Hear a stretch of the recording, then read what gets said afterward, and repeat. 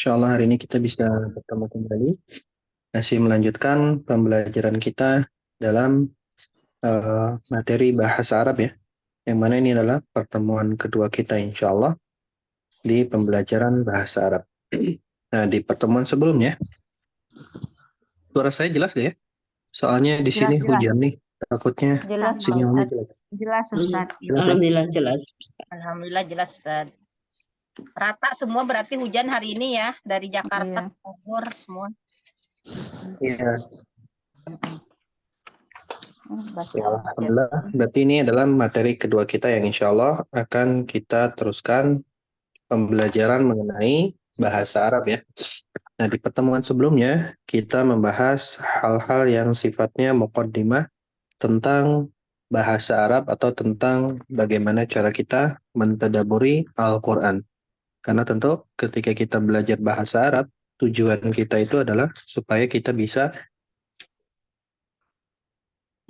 Memahami. Hilang suaranya. Putus-putus, Pak Ustadz. Putus-putus, Pak Ustadz. Sinyalnya biasanya, Bu. Oh. Hilang suaranya, Pak Ustadz. misalnya target apa tuh namanya? Hatam. Suaranya hilang. Suaranya putus-putus, hilang-hilang, Pak Ustadz.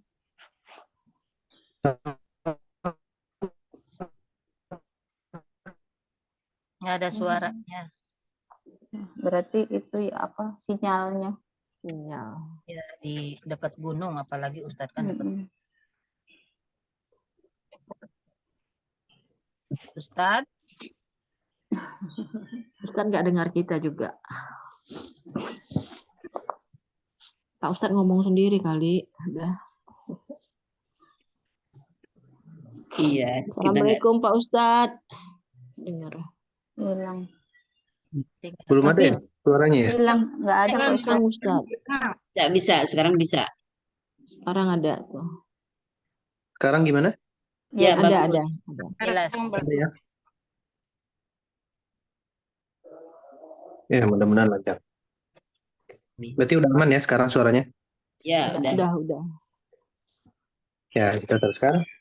Nah, bagaimana yang kita pelajari di pertemuan sebelumnya bahwa Al-Quran ini diturunkan dalam rangka untuk kita tadaburi. Jadi bukan cuma sekedar tilawah atau mengejar hataman aja ya. Tapi yang paling penting dari itu adalah kita bisa memahami apa yang disampaikan oleh Allah dalam ayat-ayatnya sehingga itu akan menambah pertama pada kita kekhusyuan di dalam sholat, juga menambah keimanan kita supaya ketika kita membacanya semakin bergerak lagi hati kita untuk senantiasa beramal solih. Karena pada hakikatnya kehidupan kita di dunia ini hanya untuk beramal, beribadah, nggak ada yang lain. Jangan sampai, nah ketika kita nggak mengerti tujuan hidup kita yang mana Allah sudah jelaskan di dalam Al-Quran, wa ma khalaqtul jinna wal insa illa liya'budun, tidaklah aku ciptakan jin dan manusia kecuali untuk beribadah kepadaku.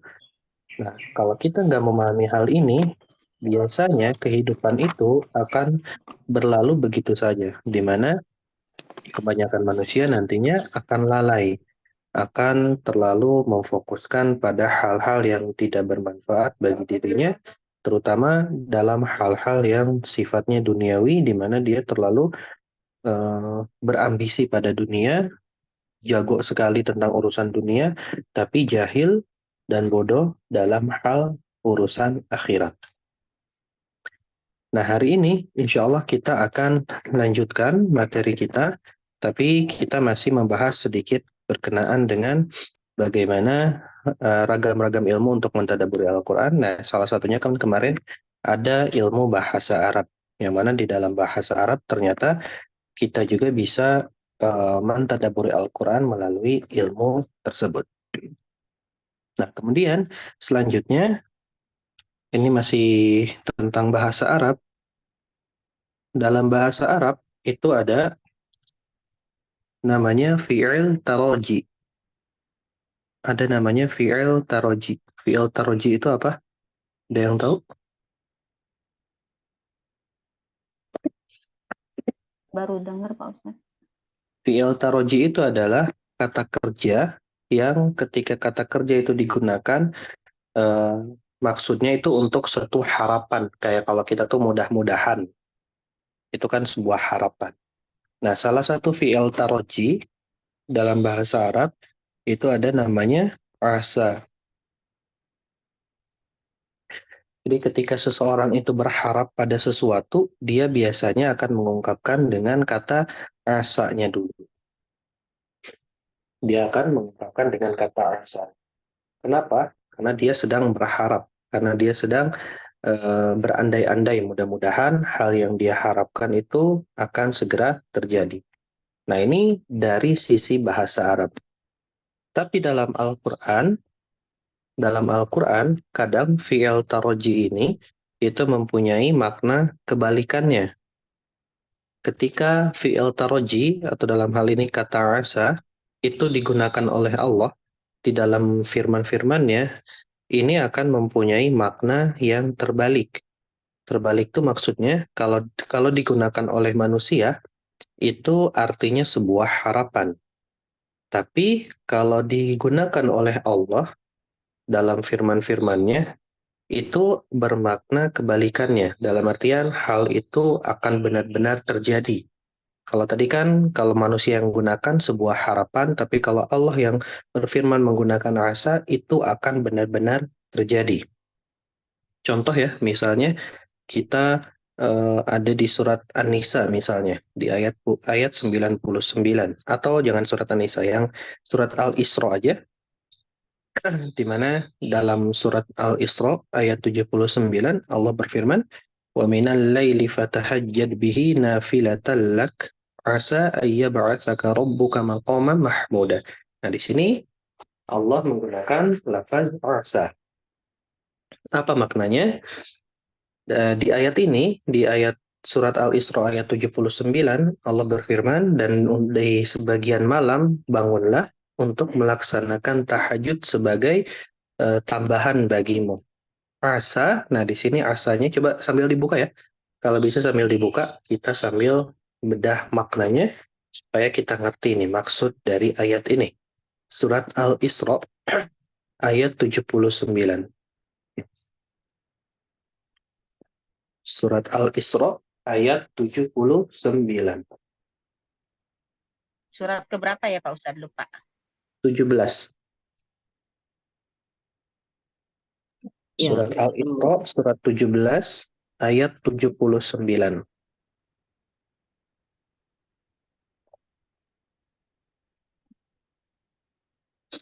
Sudah ketemu? sudah.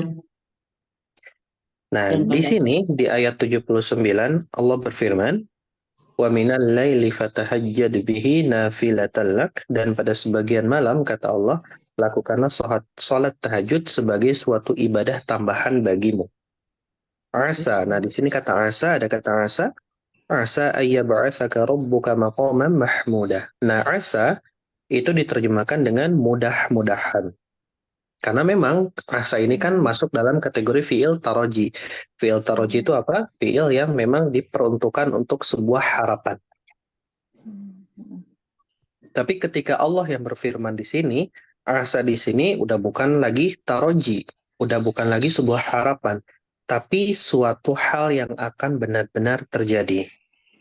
Jadi ketika Allah berfirman, asa ayyab'atsaka rabbuka maqaman mahmuda, mudah-mudahan Tuhanmu mengangkatmu ke tempat yang terpuji, ini akan benar-benar terjadi. Ini akan benar-benar terjadi, nantinya Allah akan mengangkatnya ke tempat yang terpuji. Terpuji. Nah, ayat ini sebenarnya sedang berbicara tentang Rasulullah SAW dalam tambahan ibadahnya, yaitu sholat tahajud. Yang nantinya ketika Rasulullah SAW senantiasa tahajud, di hari akhir Allah akan angkat beliau ke tempat yang paling terpuji yang tidak ada satu orang pun yang menempati tempat itu. Di mana di sini berarti Allah sudah menepati janjinya. Asa ayyab'atsaka rabbuka maqaman mahmuda. Allah akan benar-benar mengangkat Rasulullah SAW ke tempat yang paling terpuji. Ini dari lafaz asa. Walaupun diterjemahkan jadi mudah-mudahan, kenapa diterjemahkan karena jadi mudah-mudahan? Karena seperti yang tadi disampaikan, ini masuk dalam kategori fi'il taroji. Tapi dari sisi makna, karena itu datangnya dari Allah, maka maknanya kebalikan. Yang tadinya mudah-mudahan menjadi sesuatu yang benar-benar pasti akan terjadi. Dan lafaz asa ini ada banyak sekali ya. Misalnya ketika seorang manusia itu sedang diuji, misalnya di surat Al-Baqarah ayat 216.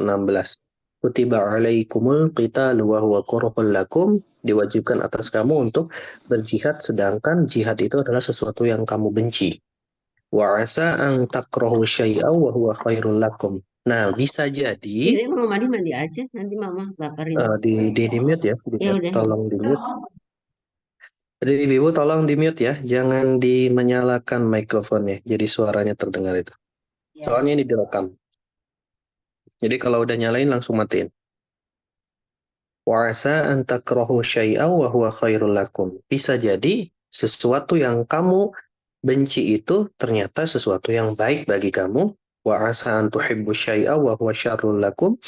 Dan bisa jadi juga sesuatu yang kamu cintai itu adalah sesuatu yang justru buruk bagi kamu. Wallahu ya'lamu wa antum la ta'lamun. Allah mengetahui sedang kalian tidak mengetahui. Nah, di sini Allah juga menggunakan kata asa. Yang artinya apa? Artinya kadang kalau kita masuk ke dalam kehidupan kita ya, kadang kan kita diberikan sesuatu yang mungkin bagi kita itu sesuatu yang apa ya, sesuatu yang kita benci, sesuatu yang kita tidak suka. Kita diuji dengan ujian A, diuji dengan ujian B, C, D, dan seterusnya. Itu kan membuat kita itu nggak suka gitu diuji. Tapi ternyata di balik ujian itu ada kebaikan yang kita nggak tahu. Bisa jadi pada saat kita diuji, kita sedang diampuni dosa-dosanya, kita sedang diangkat derajatnya oleh Allah, kita sedang disiapkan untuk menjadi pribadi yang jauh lebih hebat lagi, dan seterusnya. Intinya, kadang di balik ujian yang kita terima, ada perasaan kita itu nggak suka. Tapi ternyata di balik itu, Allah sudah siapkan sesuatu yang jauh lebih besar untuk kita, yang mana nantinya Allah akan angkat derajatnya, atau Allah akan hapuskan dosa-dosanya, dan seterusnya. Itu lagi-lagi menggunakan kata asa yang mana berarti pasti. Nah, ketika kita memahami hal ini, diuji dengan ujian seperti apapun, kita justru akan jauh lebih legowo. Justru kita akan jadi jauh lebih menerima. Kenapa? Karena di balik ujian yang kita tidak senangi ini, terdapat banyak sekali hikmah-hikmah yang nantinya akan Allah berikan. Bisa di dunia, bisa juga di akhirat. Bisa nanti Allah berikan balasan atas kesabaran itu di dunia berupa kesehatan setelah kesakitan, berupa kekayaan setelah kefakiran, atau juga nantinya Allah berikan kenikmatan lain di surga atau di akhirat nanti. Seperti apa? Seperti misalnya ada orang yang hidupnya selama hidup, misalnya dari usia 0 sampai usia 20 tahun misalnya, dia bisa melihat. Tapi ternyata ketika dia sedang bepergian, qadarullah, dia kecelakaan, dan ketika kecelakaan mengalami kebutaan. Otomatis kan itu adalah sesuatu yang menyakitkan ya, yang tadinya dia selama 20 tahun itu bisa ngelihat, bisa memandang pemandangan-pemandangan yang indah, bisa lihat gunung, bisa lihat langit, bisa lihat hal-hal yang dia sukai. Tapi setelah dia mengalami kecelakaan itu, ternyata akhirnya pandangan dia hitam semua. Karena dia sudah tidak lagi bisa melihat. Nah, tapi yang menariknya adalah kata Rasulullah SAW, ketika ada seseorang yang diuji dengan kebutaan dan dia bersabar atas hal itu, maka baginya surga. Lihat, Masya Allah, bagaimana Allah siapkan hadiah terbaik yang nantinya akan dia dapatkan, tapi di akhirat, bukan di dunia. Di dunianya dia sabar menjalani kehidupan yang mungkin kehidupan itu tidak pernah dia harapkan ya, hidup dalam kebutaan. Tapi ternyata setelah meninggal, karena dia ridho dengan hal tersebut, Allah berikan surganya.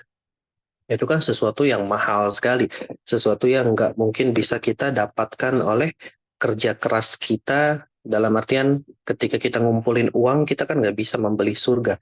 Tapi ketika kita diberikan ujian, diberikan cobaan, dan kita bersabar, maka bagi orang tersebut adalah surga. Dan ini bisa kita ambil faidah dari kata rasa.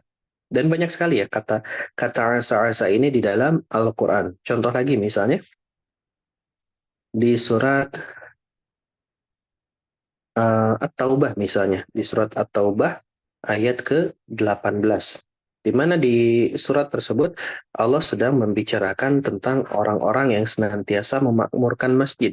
Innama ya'muru masajidallahi man amana billahi wal yawmil akhir wa aqama as-salata wa ataz zakata wa lam yakhsha illallah.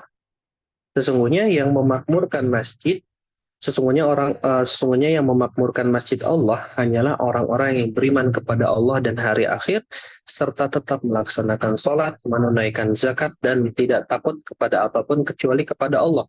Fa'asa. Nah, di sini ada kata asa. Fa'asa ulaika ayyakunu minal muhtadin. Maka mudah-mudahan mereka termasuk orang-orang yang mendapat petunjuk. Nah, orang-orang yang Allah sebutkan sifat-sifatnya, yaitu orang yang senantiasa memakmurkan masjid, yang senantiasa beribadah kepada Allah, menunaikan sholat, zakat, dan tidak takut kecuali kepada Allah, mereka inilah yang akan senantiasa Allah berikan petunjuknya. Karena di sini Allah pakai menggunakan kata rasa, di mana rasa berarti ini adalah sesuatu yang wajib bagi Allah untuk dipenuhi. Artinya nantinya orang-orang seperti ini adalah orang-orang yang akan senantiasa mendapatkan petunjuk dari Allah. Itu adalah kata rasa. Dan masih banyak ya hal-hal yang seperti ini yang bisa kita dapatkan nantinya ketika kita mempelajari bahasa Arab. Karena ada banyak sekali lafaz-lafaz bahasa Arab yang kalau misalnya kita pelajari dasarnya, kita nggak akan tahu makna-makna ini. Tapi ketika kita pelajari lebih dalam, ternyata maknanya jauh lebih dalam. Apalagi ketika kita terapkan dalam Al-Quran, maka kita akan banyak sekali mendapatkan faidah-faidah yang faidah tersebut bisa mengantarkan kita untuk mentadaburi Al-Quran. Karena itu tujuan kita untuk belajar itu supaya kita bisa memahami apa yang Allah sampaikan kepada kita. Jadi insya Allah ke depannya pelajaran bahasa Arab kita itu lebih fokus belajar bagaimana memahami Al-Quran. Karena kalau kita berbicara tentang bahasa Arab itu nantinya bisa kita pelajari untuk sekedar ngobrol, percakapan, sekedar ngobrol. Tapi kalau cuma sekedar percakapan, kadang kita belum bisa memahami secara keseluruhan. Atau ada juga ilmu bahasa Arab itu dipelajari ilmu bahasa Arab dalam rangka misalnya untuk membaca kitab-kitabnya para ulama supaya kita lebih bisa memahami lagi agama kita ini. Misalnya kita membaca kitab-kitab tafsir, kitab-kitab hadis, yang mana masih banyak sekali kitab-kitab yang belum diterjemahkan. Atau juga ketika kita pelajari bahasa Arab, kita jadi bisa lebih memahami firman Allah. Juga kita bisa lebih memahami sabda-sabda Nabi Muhammad SAW. Karena kan itu semua datang dengan bahasa Arab. Atau juga ketika kita belajar bahasa Arab, hal itu bisa kita terapkan juga pada ilmu lain. Seperti ilmu-ilmu yang berkenaan dengan Al-Quran dan seterusnya. Intinya, nantinya materi bahasa Arab kita ke depannya akan berfokus pada bagaimana cara kita nantinya memahami firman Allah atau sabda Nabi Muhammad SAW. Tidak ke yang lain ya. Tidak ke yang lain itu dalam artian misalnya ada ilmu-ilmu yang membutuhkan bahasa Arab. Seperti misalnya ilmu wakaf dan ibtida. Nah, kita nggak akan ngebahas ke hal ini. Atau juga ilmu yang berkenaan dengan Rasum Utsmani. Nah, Rasum Utsmani sebagian besar kaidah-kaidahnya itu juga dibangun dari landasan ilmu bahasa Arab. Nah, kita nggak akan membahas hal ini. Kita akan lebih fokus pada poin nomor 3, di mana kita ingin memahami firman-firman Allah dan juga memahami sabda-sabda Nabi Muhammad SAW, insya Allah. Jadi itu adalah ragam ilmu untuk mentadaburi Al-Quran ya, yang tadi kita tutup dengan kata asa, di mana kata asa masuk dalam kategori ilmu bahasa Arab. Nah, kemudian selanjutnya, karena kita nantinya kan ke depannya akan mempelajari bahasa Arab supaya kita bisa memahami ayat-ayat Allah, supaya kita bisa memahami sabda-sabda Nabi Muhammad SAW, maka kita juga perlu mengetahui sedikit sebagai mukadimah hal-hal yang berkenaan dengan Al-Quran itu sendiri. Dalam artian, kita juga perlu memahami bagaimana caranya kita memahami Al-Quran. Karena kebanyakan orang itu ketika membaca ayat-ayat Al-Quran, biasanya dia memahaminya dengan pemahaman dia sendiri, tanpa dia merujuk kepada buku-buku para ulama atau ilmu-ilmu yang membantu dia dalam memahami hal tersebut. Karena di dalam Al-Quran, biasanya ketika Allah berfirman di ayat A, ternyata penjelasannya justru ada di ayat B atau di surat B. Contoh ya, misalnya, ketika Allah berfirman di dalam surat Ad-Dukhan, di ayat ketiga, Allah berfirman, Inna anzalnahu fi lailatim mubarakah. Nah, di sini Allah Subhanahu wa Ta'ala berfirman, sesungguhnya kami menurunkan Al-Quran di malam yang penuh keberkahan. Nah, kita kan belum tahu nih malam yang penuh keberkahan itu maksudnya malam apa. Nah, ternyata Allah jelaskan di surat yang lain, yaitu surat Al-Qadar.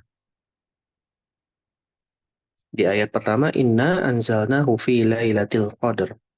Sesungguhnya kami menurunkan Al-Quran di malam Lailatul Qadar. Jadi di sini kita bisa memahami bahwa Al-Quran ini diturunkan di malam yang penuh berkah. Nah, malam penuh berkahnya kapan? Di malam Lailatul Qadar. Jadi cara kita memahami Al-Quran itu harus kita lihat ayat per ayatnya. Kadang ada ayat satu diterjemahkan di surat yang lain dan seterusnya. Jadi jangan sampai nantinya ketika kita ingin memahami Al-Quran, kita fahamin hanya dari satu ayat aja. Contoh ya, sebagai contoh, di surat Al-Kafirun ayat terakhir, Lakum dinukum waliyadin. Bagimu agamamu, bagiku agamaku. Nah, ketika orang itu nggak memahami ilmu Quran, dia nggak memahami bagaimana cara Al-Quran itu ditafsirkan, dia nggak ngerti ilmu-ilmu yang mendukung dalam memahami Al-Quran, seperti ilmu bahasa Arabnya, ilmu hadisnya, ilmu sejarahnya, ilmu asbab nuzulnya, dan seterusnya, maka dia akan menafsirkan ayat ini bahwa semua agama itu baik, semua agama itu benar. Kenapa? Karena Allah di situ bilang lakum dinukum, bagimu agamamu, berarti bagi agama yang lain itu Allah kehendaki, Allah ridhoi, Allah setujui, Allah juga akan memasukkan mereka ke dalam surga dan seterusnya.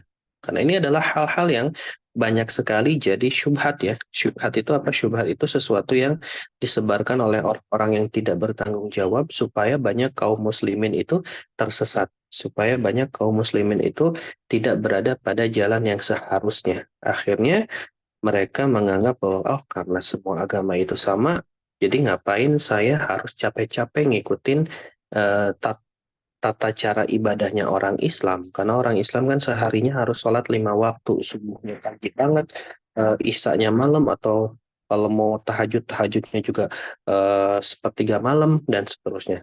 Kalau memang agama itu semuanya Allah ridhoi, berarti saya mau pakai cara beragamanya orang Nasrani aja deh, supaya bisa ibadahnya cuma seminggu sekali, seperti itu, dan seterusnya. Padahal ketika kita ingin memahami Al-Quran, kita nggak bisa memahami dengan konteks seperti itu.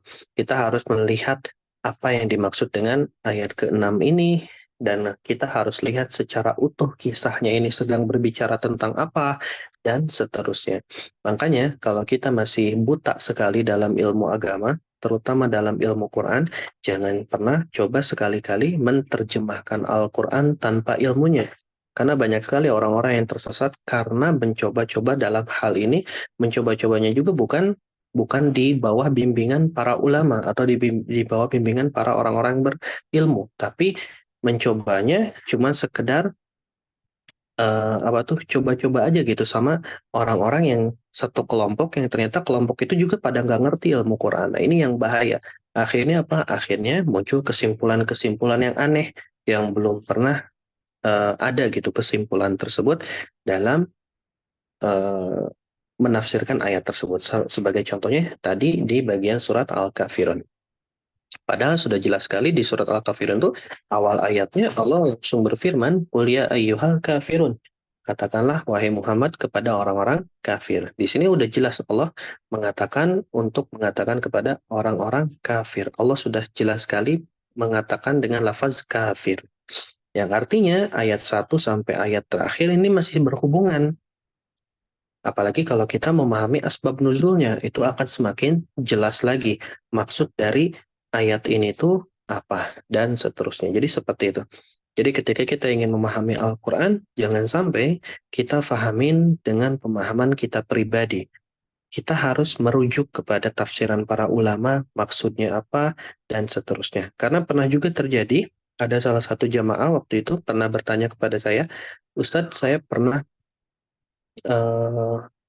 kayak bermimpi gitu, bermimpi dapat wahyu. Apakah saya akan jadi seorang nabi?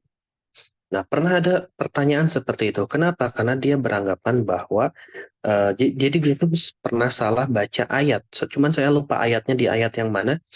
Di mana dia tuh menyimpulkan bahwa ayat itu tuh sedang menceritakan tentang bagaimana proses penyampaian wahyu dari Nabi Muhammad dari malaikat Jibril ke Nabi Muhammad SAW.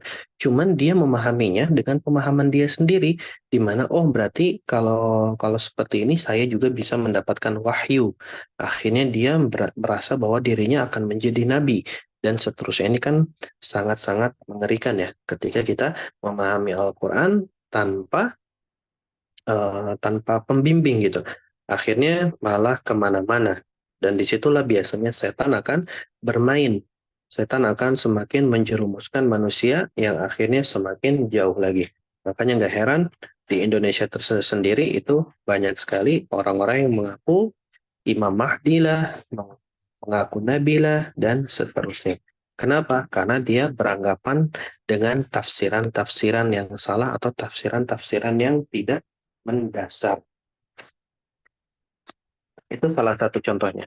Jadi ketika kita ingin memahami Al-Quran, kita harus bisa memahami ayat tersebut secara utuh. Baik itu dalam surat itu sendiri, atau nantinya ayat tersebut akan disambungkan ke surat yang lain. Seperti tadi, surat Ad-Dukhan ditafsirkan ternyata dengan surat Al-Qadar.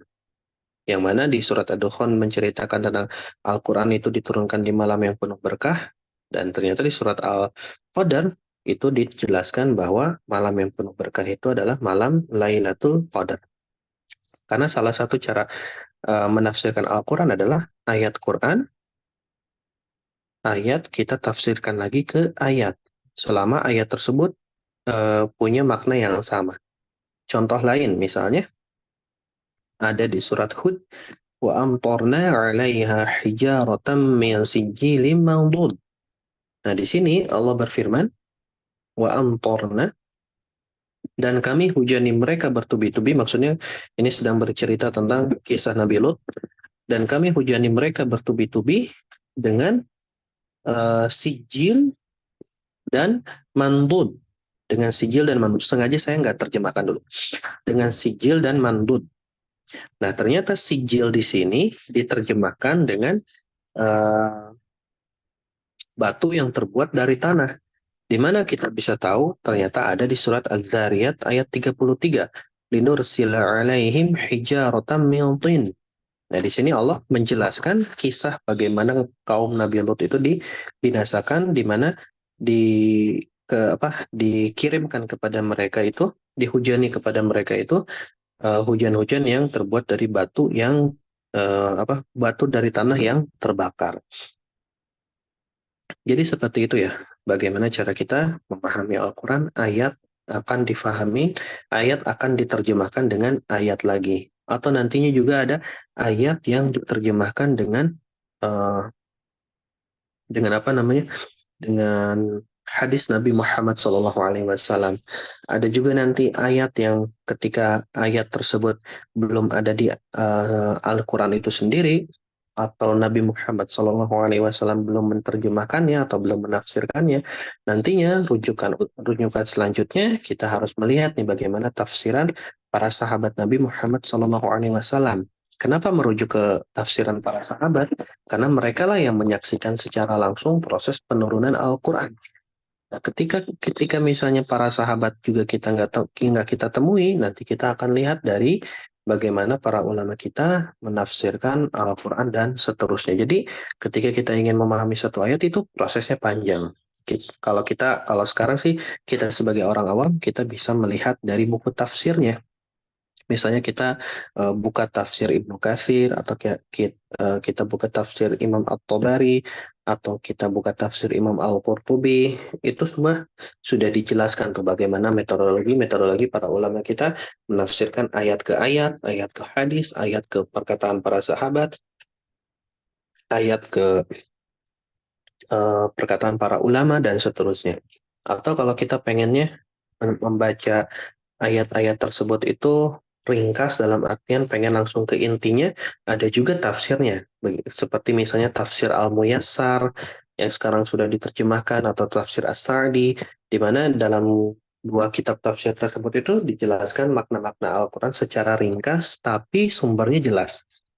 Nggak asal-asalan gitu, nggak apa ya, nggak semau dia bilang apa langsung dia tafsirkan, nggak seperti itu. Itu tetap melalui proses-prosesnya, cuman dibuat lebih ringkas, lebih singkat supaya orang-orang awam bisa lebih memahami Al-Quran dan bisa jauh lebih mentadaburinya dan seterusnya. Jadi itu adalah tahapan kita nantinya dalam memahami Al-Quran.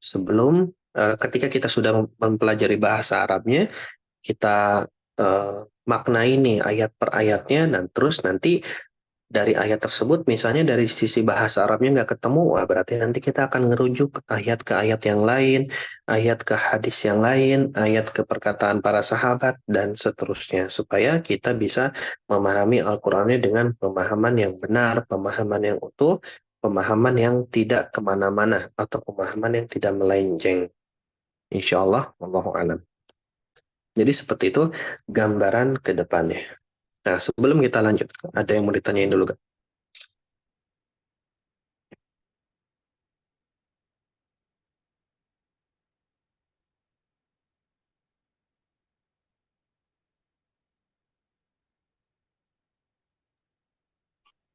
Ustaz izin bertanya. Untuk kata fi'il taroji ini apa hanya kata asa, Ustaz? Ada, nanti insya Allah kita akan pelajari di bagian ilmunya. Selain asa itu masih ada. Oh ya, kasih Ustaz.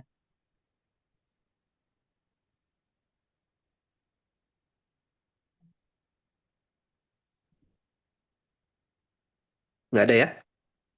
Ya, insya Allah. Oke, kita lanjut berarti. Nah, sekarang kita masuk ke muqaddimah bahasa Arabnya. Kalau tadi kan muqaddimah berkenaan dengan ilmu bagaimana cara kita mentadaburi Al-Quran, memahami Al-Quran. Nah, sekarang kita mulai pembahasan sedikit sedikit berkenaan dengan muqaddimah ilmu bahasa Arab. Jadi ilmu bahasa Arab itu ilmu yang cukup luas. Ilmu yang cukup luas. Ada banyak sekali hal-hal yang dipelajari dalam ilmu bahasa Arab. Ada yang namanya ilmu sorof. Di antaranya ada yang namanya ilmu sorof. Kemudian ada yang namanya ilmu nahwu. Kemudian ada juga yang namanya ilmu balaghah. Kemudian ada yang namanya ilmu arud.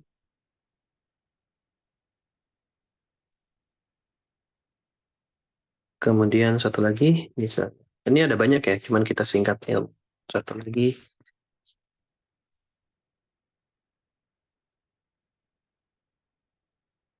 ilmu adab.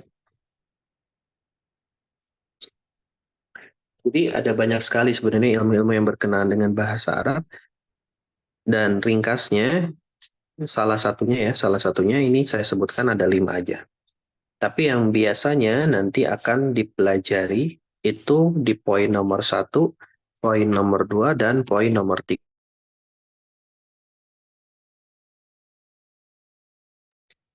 Jadi 3 poin ini. Poin ilmu sorof, ilmu nahu, ilmu balaghah, biasanya cuma sampai situ. Kecuali kalau kita belajar bahasa Arab lebih dalam lagi, nanti akan belajar arud, adab, dan seterusnya.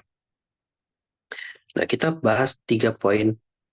Jadi, mukaddimahnya. Pertama, ilmu sharaf. Ilmu sharaf, apa itu ilmu sharaf? Ada yang pernah dengar?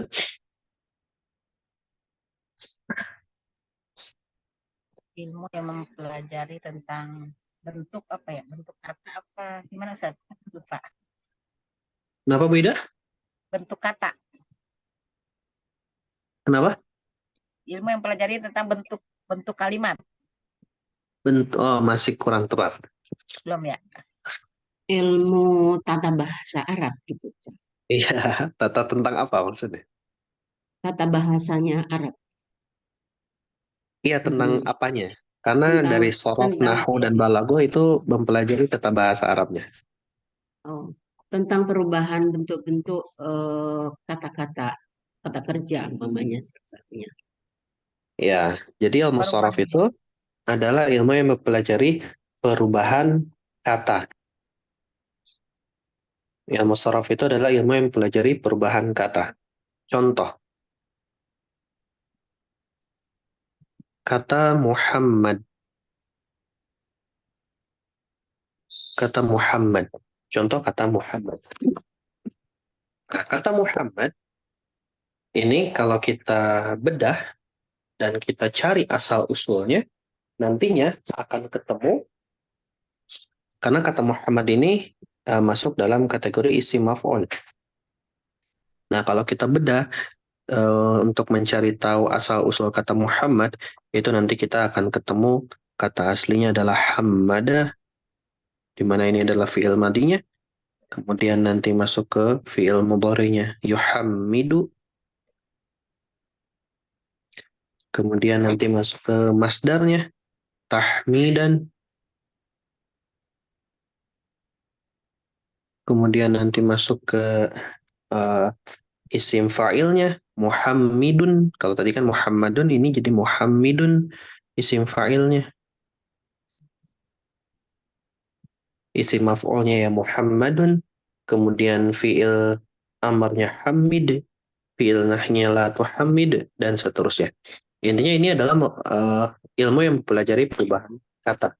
Dari Muhammad bisa berubah jadi Hammadah, bisa berubah jadi Yuhammidu, bisa berubah jadi Tahmidan, bisa berubah jadi Muhammidun, dan seterusnya.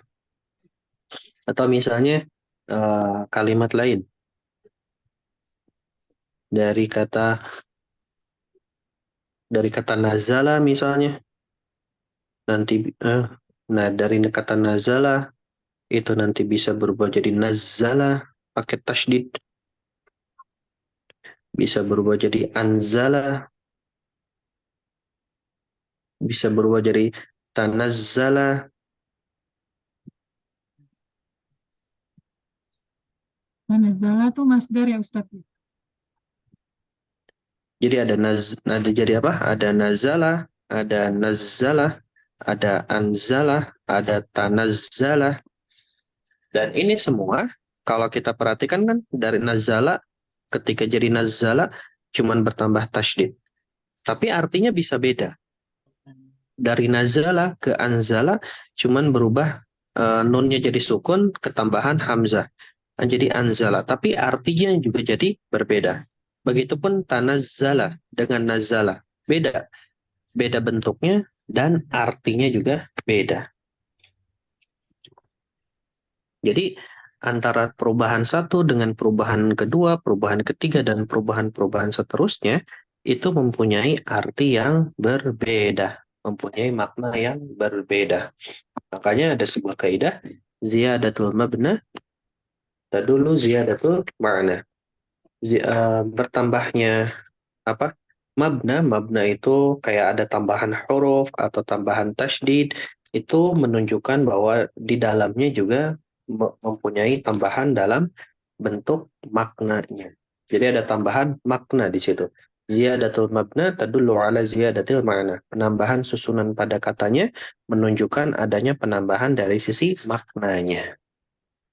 Nah, ini adalah ilmu sorof, ilmu yang mempelajari perubahan satu kata ke kata yang lain. Contoh lagi yang lainnya. Contoh misalnya kata apa ya?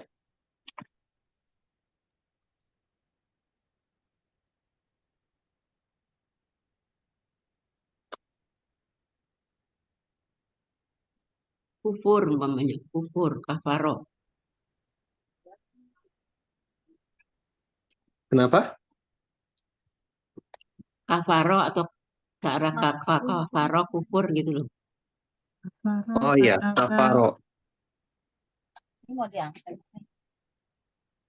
Misalnya kata kafaro jadi kafaro jadi pakai tasdid. Nah, kalau kita perhatikan ya, tadi kan nazalah. Terus ini jadi nazalah, tambahan tasdid. Nah, sebenarnya perubahan-perubahannya itu berpola.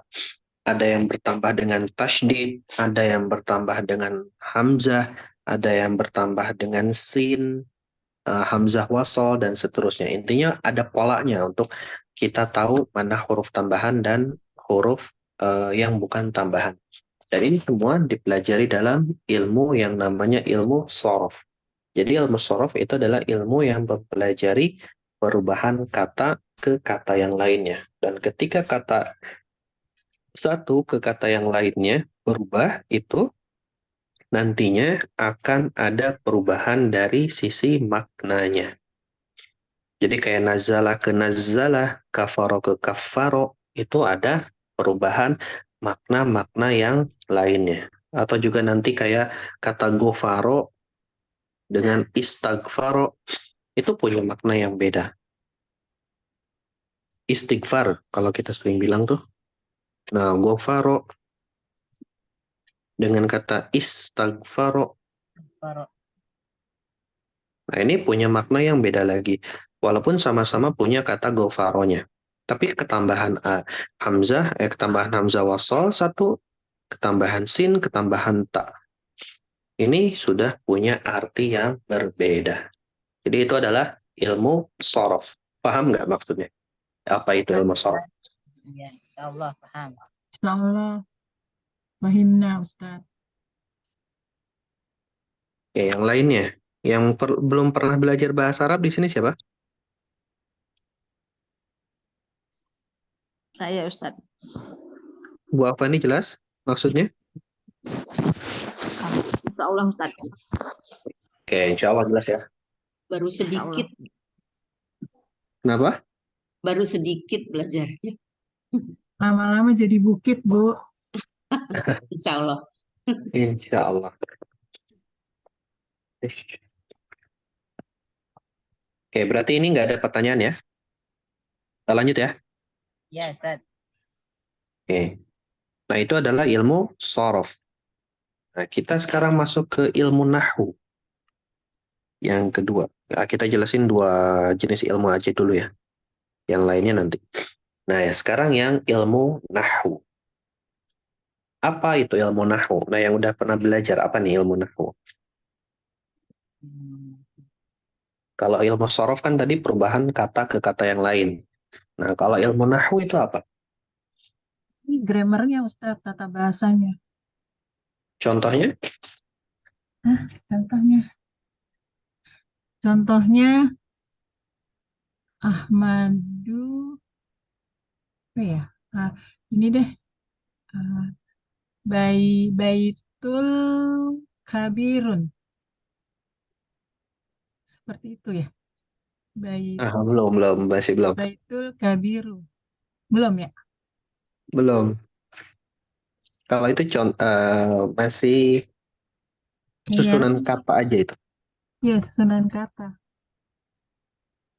Contohnya apa Coba ya? yang lain, ada yang tahu maksud dari ilmu nahu? Mungkin itu kalau dalam satu kalimat ada jenis kata kerja, kata sifat, eh, kata sambung gitu itu mungkin itu. Bukan. Kalau itu menjelaskan jenis kalimat. Oh,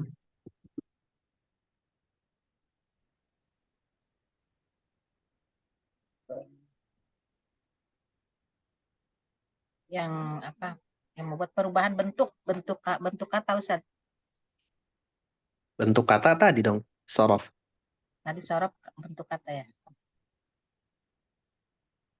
Apa ya, lupa ya Ustaz. Udah dipelajari.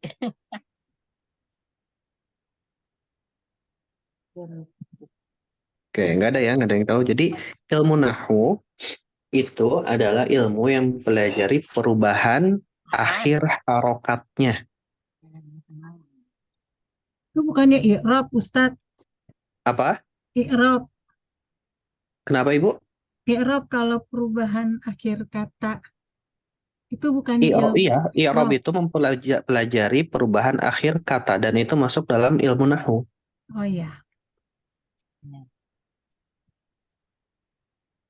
Jadi ilmu nahwu itu adalah ilmu yang mempelajari perubahan pada akhir harokatnya. Contoh,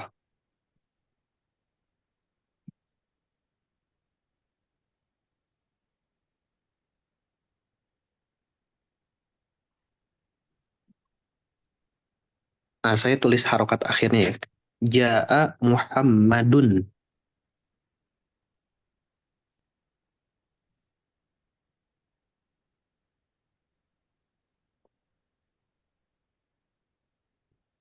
Ra'aitu Itu Muhammadan. Muhammadan.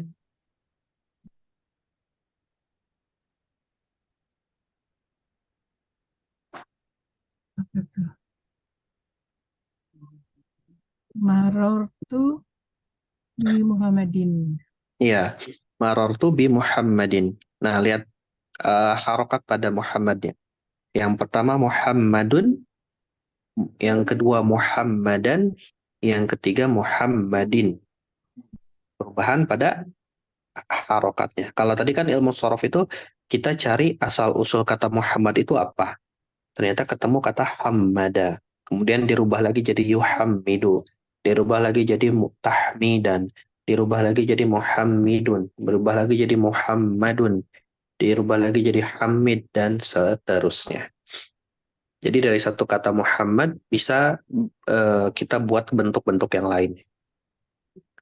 Nah, kalau nahwu itu harokat akhirnya. Ja'a Muhammadun, ro'aitu Muhammadan, marartu bi Muhammadin. Ini kan kalau kita perhatikan, harokatnya berubah. Tapi walaupun harokatnya berubah, artinya maknanya juga berubah. Posisi Muhammadnya itu berubah. Yang pertama, Ja'a Muhammadun berharokat dhammah, artinya Muhammad telah datang. Muhammad itu sebagai orang yang udah datangnya nih. Sebagai apa? Subjeknya ya. Iya. Sebagai Fa'il, Ustadz. apa? Fa'il. Iya, maksudnya buat untuk yang nggak ngerti bahasa Arabnya, saya jelaskan pakai bahasa Indonesia. Iya. Jadi bagian Muhammad itu adalah sebagai seorang subjeknya, yang datangnya. Ro'aitu Muhammadan.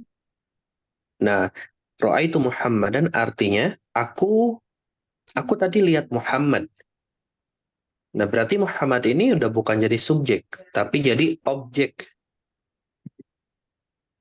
Jelas? Dia jadi objek. Marartu bi Muhammadin. Aku tadi ngelewatin Muhammad. Nah, Muhammad ini udah bukan jadi subjek, bukan lagi jadi objek, tapi jadi keterangan. Jadi perubahan harokat itu mempengaruhi perubahan makna.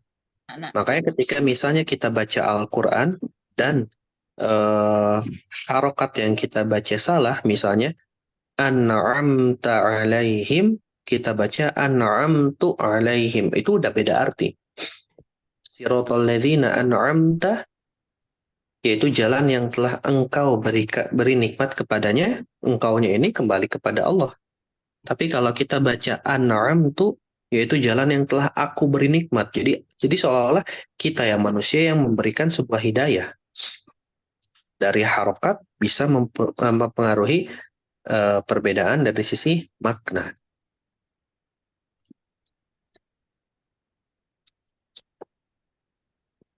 Jelas yang ilmu nahwu ini? Jelas, Ustadz. Ibu Afani jelas? Kalau yang ketiga apa Pak Ustadz? Sebagai Keterangan. apa? Oh, keterangan. Oke. Bu Afani jelas? Insya Allah Ustadz. Jelas ya Bu Afani? Iya Ustadz. Ibu Nur jelas? Insya Allah. Oke. Oke, jadi itu adalah perbedaan mendasar antara ilmu nahwu dengan ilmu shorof. Kalau ilmu shorof mempelajari perubahan katanya. Kalau ilmu nahwu mempelajari akhir harokatnya ini nanti harus dikasih apa? Dikasih dhammah, dikasih fathah, atau dikasih kasroh. Dan ketika kita kasih dhammah atau kasih fathah atau kasih kasroh itu artinya beda. Dhammah punya arti yang beda, fathah punya arti yang beda, dan juga kasroh punya arti yang berbeda. Jelas? Waalaikumsalam. Jelas, Sebentar. Ustaz.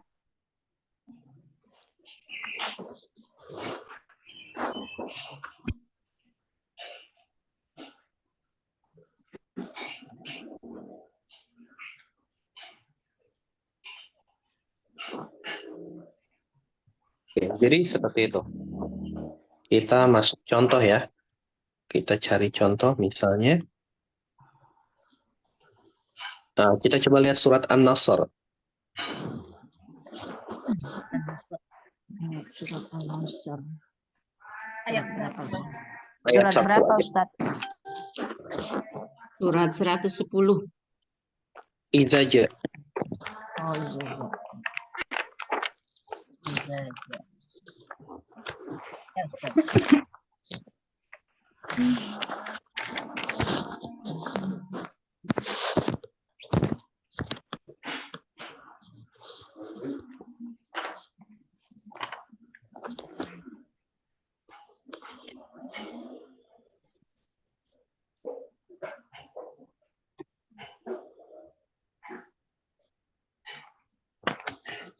Sudah? Sudah. Nah, lihat di sini di ayat pertama aja, idza jaa nasrullah. Nah, lihat nasru itu pakai dhammah. Kenapa pakai dhammah? Karena itu sebagai objek. Maaf, subjek. Kayak contoh di ayat contoh poin pertama. Nasrullah. Makanya di sini nggak bisa kita baca idza jaa nasra atau nasri. Harus nasru. Jadi ketika harokat ro-nya berubah, itu nanti kedudukannya juga berubah. Bisa jadi subjek, bisa jadi objek, atau bisa jadi keterangan.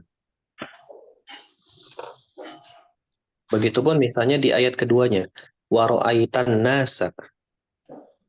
Nah ini nggak bisa waro'aitan nasu, atau waro'aitan nasi.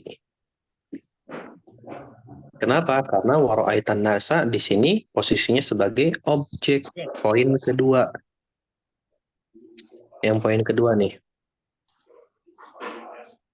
Bukan poin pertama atau poin yang ketiga. Jadi intinya adalah kalau ilmu nahwu kita harus benar-benar memperhatikan harokatnya. Perbedaan harokat nantinya akan mempengaruhi perbedaan dari sisi makna. Kalau ilmu shorof kita harus memperhatikan tasydidnya, kemudian juga panjang pendeknya. Kenapa? Karena nantinya akan ada perubahan. Contoh misalnya ya,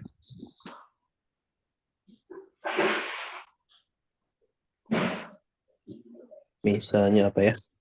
Kayak tadi deh, nazalah dengan nazalah.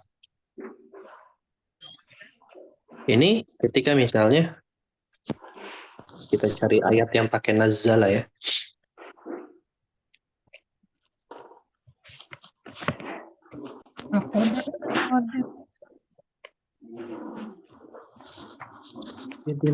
Diam.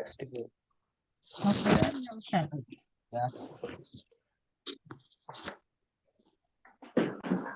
Nah, kita coba lihat surat Al-Baqarah ayat 23. Surah.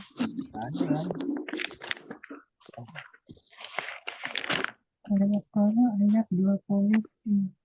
Al-Baqarah ayat 23.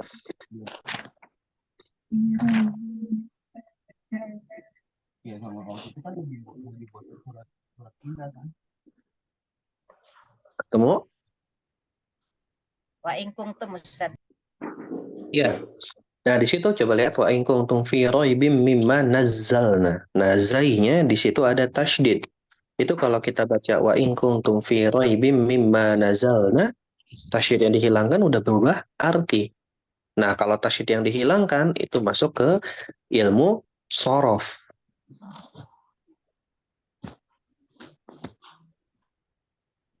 Jelas? Jadi yang berhubungan dengan tasydid, berhubungan dengan panjang pendek, itu nanti masuknya ke ilmu sorof. Tapi kalau yang berhubungan dengan harokat, nah itu nantinya berhubungan dengan ilmu nahwu. Dua-duanya itu bisa merubah arti.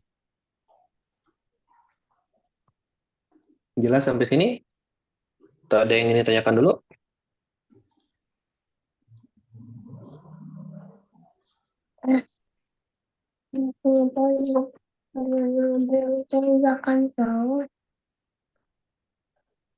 Jelas ya? Nggak ada yang ditanyakan?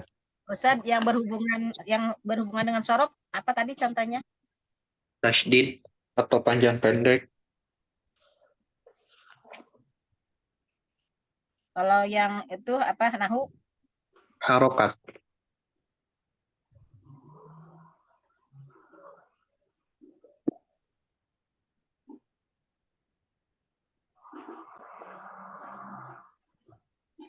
Hanya harokat saja Ustaz.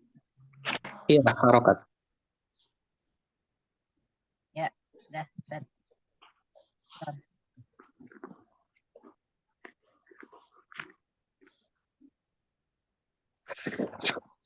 Oke, kalau nggak ada, kita lanjut. Nah, terakhir, pembahasan terakhir. Nah, dari ilmu sorof dan ilmu nahwu, kita akan belajar terlebih dahulu ilmu sorof sebelum ilmu nahwu. Karena ilmu sorof ini yang akan jadi dasarnya nanti. Dasar kita mempelajari ilmu nahwu. Ilmu nahwu itu kan nantinya masuk ke harokat akhir ya. Kayak tadi, Ja'a Muhammadun, Ra'aitu Muhammadan, Marartu bi Muhammadin. Tapi nanti kalau misalnya kita cuma mulai dari ilmu nahwu, kita nggak akan bisa baca harokat-harokat awalnya. Kayak misalnya Muhammad. Nah ini kenapa bisa jadi Muhammad? Kalau nahwu kan di dunia aja nih. Ini nahwu. Nah kalau kayak ha double tasydid kemudian fathah, nah ini di sorofnya. Jadi kita akan belajar di ilmu sorofnya dulu, ilmu dasarnya yang akan kita pelajari supaya apa? Supaya ketika nanti praktek ilmu nahwu kita sudah bisa belajar membaca kata per kata sesuai dengan harokatnya masing-masing setelah kita mempelajari ilmu sorof, insya Allah.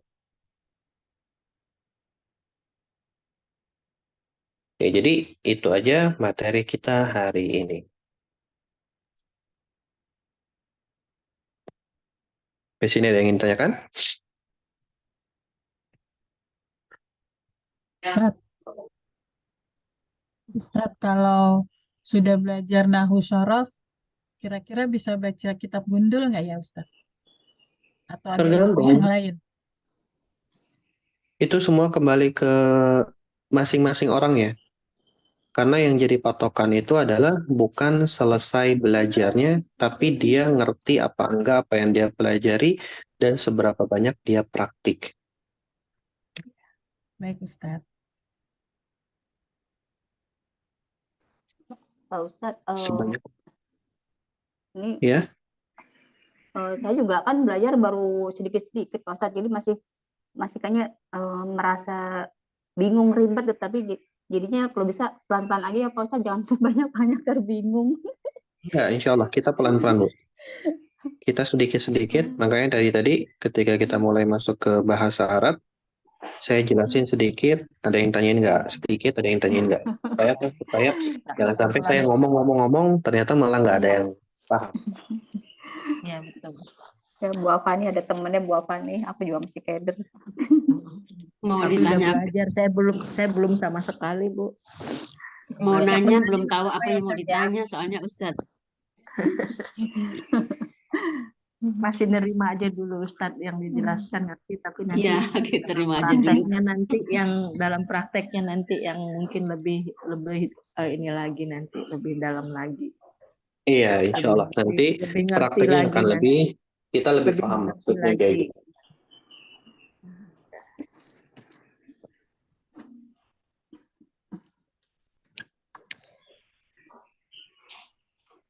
Ada lagi? Insya Allah Ustadz. Jadi banyak bertanya nggak apa-apa ya Ustadz ya? Justru bagus, Ibu. Daripada banyak diem nggak ngerti. Iya, Ya. betul. Ya Ustadz, kalau saya misalnya nanya agak ribet, nggak apa-apa ya Ustadz ya. Nggak apa-apa, kan kita belajar. Tempatnya salah nih. Ya baik Ustadz, terima kasih. Banyak bertanya tidak sesat Bu, pasti ketemu. Yang mau ditanyain masih bingung Bu Ida gimana? Bu Ida yang udah belajar nanya. Nah, coba nih yang udah belajar, yang sudah belajar, bisa baca ini nggak yang di layar? Waduh, kecil-kecil banget. Tulisannya kecil-kecil. Yang mana Ustadz? Kecil-kecil. Nggak bisa, Ustadz. Masya Allah, mudah-mudahan kita bisa ya. Belum. Nggak kelihatan. Apa tadi Wakana, cuman Wakana doang. Nggak kelihatan sih Ustadz. Kecil. Di Zoom. Kecil-kecil. Di Zoom Bu, di Zoom. Di Zoom. Iya, dibesarin tapi. Iya. Zoom. Yang tulisan mananya ya? Misalnya yang atas. Semuanya. Oh, semua. Semuanya yang gundul. Oh, Semua. Full screen. Nazalal Quran. Nazalal Quranul Karim. Apa ya? Bilu goti al-Arabiyah. Apa ya? Nah ini yang ini nih. Kan bilu goti al-Arabiyati ya. Deh, nggak bisa. Apa sih? Sampai situ doang, Ustaz. nyerah Ustadz. Ya, kalau yang Nazala Quran. Telah diturunkan Al-Quranul Karim. Bilogotil Arabiyati. Itu apa ya? Marotala. Murotalan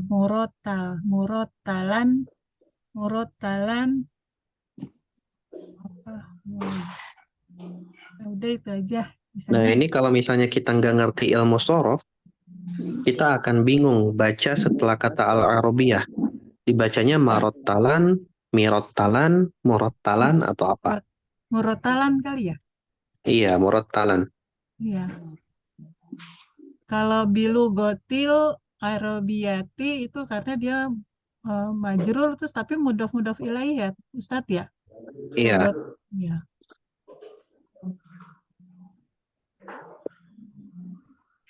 Ya, betul. Jalan. Nah ini Nah, saya insya Allah mulai pekan depan kita akan mulai masuk ke ilmu sorof ya. Iya. Ya, Ustadz. Saya pengen banget bisa baca huruf gundul ini Ustadz.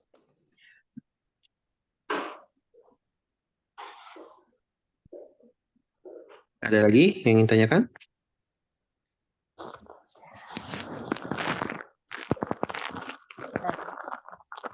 Di Barangga.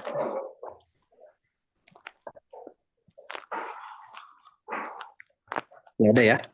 Pak Ustadz, kalau Ya. misalkan mau udah mahir baca Arab gundul ini, yang dikuasain itu dari sorobnya, nahan sorobnya Ustadz ya. Kenapa, Bu? Kalau apa? Kalau kita sudah bisa bahasa Arab gundul ini, yang dikuasai ilmunya itu sorobnya. Untuk membaca untuk membaca Huruf Arab gundul. gundul itu pertama kuasain dulu ilmu sorof. Sorof. Sorobnya ya, yang utama Iya. ya. Kalau ilmu sorof udah dikuasain baru ke ilmu nahwu. Nah, Nah, itu sampai situ aja udah insya Allah bisa baca. Jadi kita harus paham betul-betul sorobnya dulu Ustadz, baru bisa baca bisa kasih harokat ini ya. Iya, karena ilmu sorof tuh nanti yang ngasih harokat-harokat awalnya.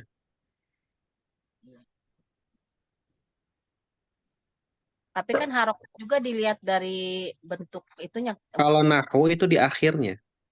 di akhirnya. Kalau sorof itu juga untuk mengetahui pelakunya ya Ustadz ya. Iya, kata Ya.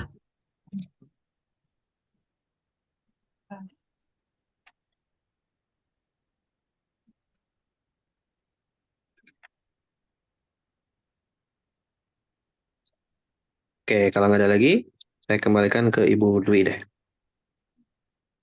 Baik, Pak Ustadz. Alhamdulillah pagi ini banyak yang kita dapat ilmunya. Apalagi kayak saya Ibu Afani masih awam banget, jadinya ya masih rada-rada gimana gitu Pak Ustadz. Baiklah, Sangat benar-benar menarik. semua. Ya, kenapa Bu? Sangat menarik ilmunya. Tapi udah kebanyakannya puyeng nggak ya? enggak, insya Allah enggak. Insya Allah ya. Yang penting kita deh diniatin juga, sabar-sabarin juga. Alhamdulillah, terima kasih Pak Ustadz. Ilmunya pagi ini benar-benar banyak ilmu yang kita dapat. Mudah-mudahan untuk kedepannya kita lebih banyak lagi ilmu yang kita dapat. Alhamdulillah. Mari benar-benar semua kita membaca hamdalah dan doa penutup.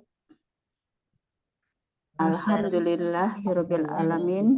Subhanakallahumma wa bihamdik bihamdika asyhadu alla ilaha illa anta astaghfiruka wa atubu ilaik. Terima kasih Pak Ustadz. Mudah-mudahan semua mohon maaf lahir batin jika ada kesalahan saya. Wassalamualaikum warahmatullahi wabarakatuh. Waalaikumsalam warahmatullahi wabarakatuh. Syukran Ustadz, jazakallah khair. Semoga Ustadz sehat selalu dalam lindungan Allah. Amin. Allahumma amin. Terima kasih Ibu semua. Punten Ustadz, mohon rekamannya bisa dikirim. Insya Allah, Ibu. Amin. Terima kasih Ustadz. Terima kasih Ustadz.